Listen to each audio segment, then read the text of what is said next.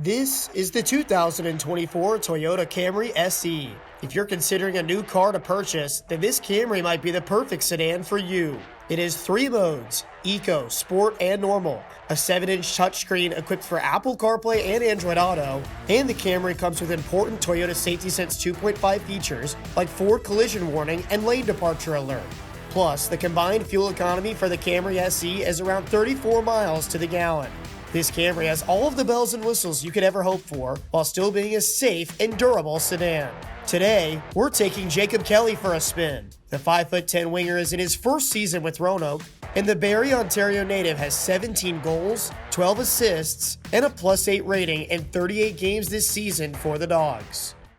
Jacob, how's it going, buddy? What's up, Mitch? Going pretty good. How about you? Doing well, man.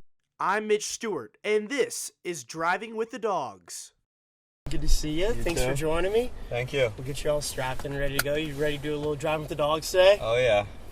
What was kind of the process? What kind of led to you getting in touch with Roanoke or getting in front of Roanoke's eyes and coming here this past fall to start your first season with the Dawgs? So last year I played in Columbus with the River Dragons, and our GM there, Jay, knows Brems really well, and he got me in contact over the summer. And me and Brems had a couple phone calls, and they all went good, and I decided to come here for camp, and I was fortunate enough to make the team and have a good start to the season. And so you brought up Columbus, and you playing there last year, and you put up some really crazy numbers with the River Dragons on a really good Columbus team. What was that experience like for you, both on the ice and off the ice, as you got kind of your first taste of pro hockey in North America? So last year was a great season. All the guys were good. It was a little bit of an older group, so I got to see how a good professional team is ran. I really had the chance to grow my game in Columbus. Yeah, and before you got to Columbus, you had actually played originally overseas professionally in Germany after you'd finished up your career in juniors. What was that like for you, kind of your first taste of going just completely away from home and completely overseas and playing over there in Germany? Yeah, it was really cool, actually, just seeing how different life is over there. Like, everybody walks everywhere. The fans are, I don't know, they're just like crazy soccer fans, like the European countries are, and they're always yelling throughout the game if it's just a pass or if it's a goal or a fight or anything. So it's pretty cool having that atmosphere. So you grew up in Barrie, Ontario, and really hockey hungry area, as all of Canada is, but especially in that area, in that region. What was it kind of like for you growing up there and getting your start into the game? I started out pretty young, like all my friends did back home, and we had a really good group. My 2000 age group, we had really successful teams growing up.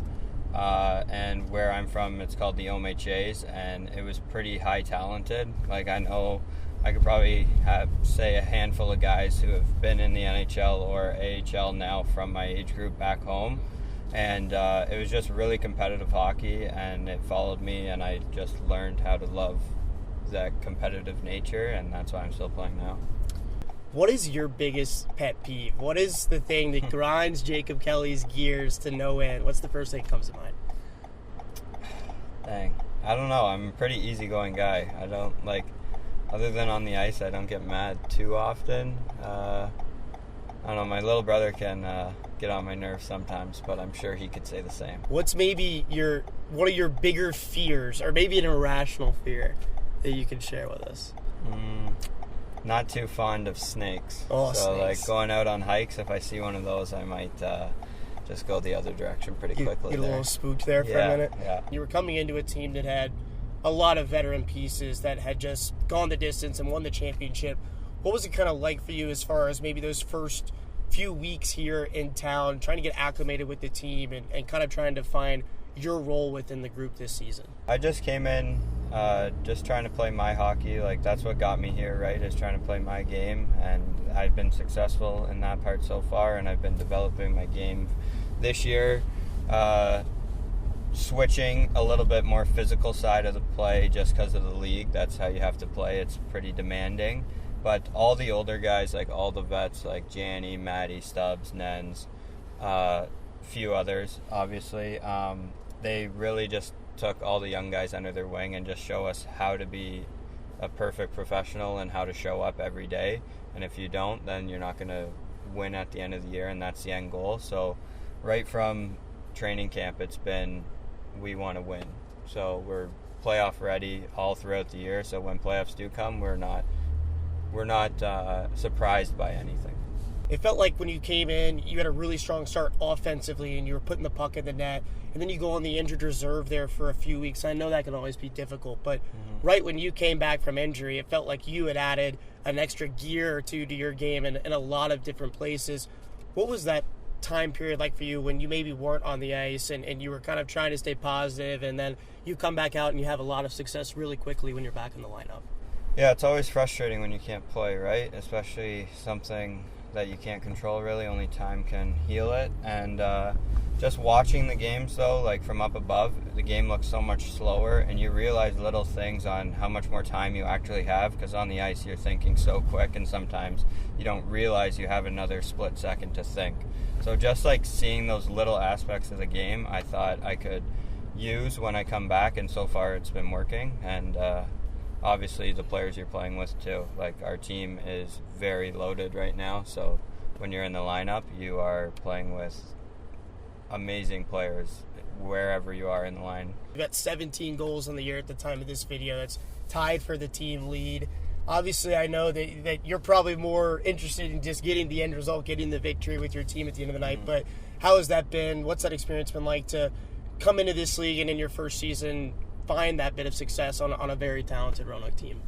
Yeah, it's been awesome. Like, I'm fortunate enough, like I said, to play with good players. I find myself getting lots of opportunity to make plays and finish plays. So when those opportunities come, Brems always says it, you got to be opportunistic and you got to execute. And so far, I think our team's first in the league in goals scored. So that's pretty cool. Like, I know in the past they haven't had that success, but this year everyone's scoring. Like, our depth is crazy. So I know Stubbsy and I have 17, but there's 4 guys behind us and there are only 2 or 3 goals. Like, that's what makes a team great.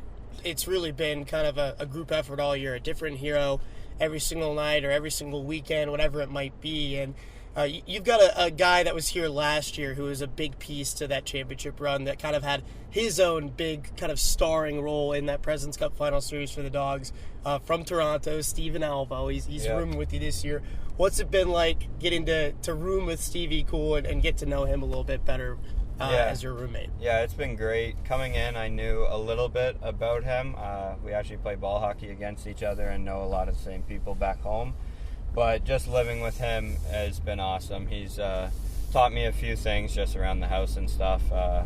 Taught me how to really dial in a steak. That's his big fame there.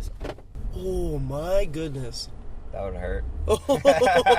Hey, that's the Toyota pre-collision system right there. So we're putting it into action as we almost had someone pull out right in front of us. Yeah, go on. You're talking about Stevie Steaks. Yeah, his cast iron pan gets used a lot at our place. But other than that, Stevie's very professional. He comes to the rink, works hard every day, does his job, goes home, and then he actually has another job. So it's pretty cool, like, seeing him a little older than I, like the dedication he has to hockey still, because he could be doing something else, but he wants to be playing here, and he's told me nothing but good things about Roanoke. And all the guys have stories from last year, and obviously you will on a championship team, and hopefully we can create our own this year. Is there anything that you want to say for anyone that's out there watching, whether it's family, friends, loved ones, the fans, anything like that, as we start to wrap up the regular season here? Oilers are a lock to win the National Hockey League. So if you want to win some money, you might as well put a little bit on them. Oh, man. I wish I could agree with you there. I mean, McDavid's an absolute monster, but I think a lot of us that find ourselves betting on the Stanley Cup have fallen for that trap the last couple of years. Oh, yeah. But we'll see. I hope you win big if you're playing it this year. Kels, man, always a pleasure. Thanks for your time today, man. Yeah, Best of luck the rest of the year. Thank you. Driving with the Dawgs is sponsored by Haley Toyota, the official ride of your rail yard dogs. Visit Haley Toyota online at HaleyHasItForLess.com and stay tuned for more episodes coming soon.